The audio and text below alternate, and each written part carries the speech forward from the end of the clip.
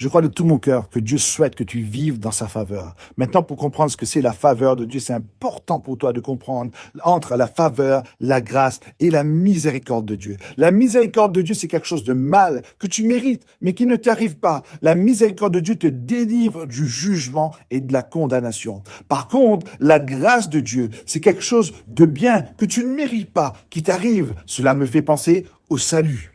La troisième chose, c'est la faveur de Dieu. Par contre, maintenant, la faveur de Dieu, c'est quelque chose que tu mérites. Au fait, la faveur de Dieu, c'est un bénéfice tangible qui vient de la part de Dieu pour nous, mais en accord à l'obéissance à sa parole, par rapport à l'obéissance à lui, la fidélité envers sa parole. C'est pourquoi le psaume premier va dire « Heureux l'homme qui ne marche pas selon le conseil des méchants, qui ne s'assit pas en compagnie de moqueurs, mais qui trouve son plaisir dans la loi de l'Éternel. » Qu'est-ce qui se passe après quand la parole de Dieu est dans ton cœur? Il est comme un arbre planté près d'un courant d'eau qui donne son fruit en sa saison. Qu'est-ce qui se passe ensuite? Tout ce que tu fais te réussit. Je suis venu te dire qu'il y a une porte qui va s'ouvrir sur ta vie afin que tu sois visible aux yeux de l'homme. Car toutes les bénédictions viennent de la part de Dieu à travers l'homme pour l'homme. Quand la faveur de Dieu est sur ta vie, les bénédictions de Dieu vont arriver l'un après l'autre. Et la faveur de Dieu, elle reste pas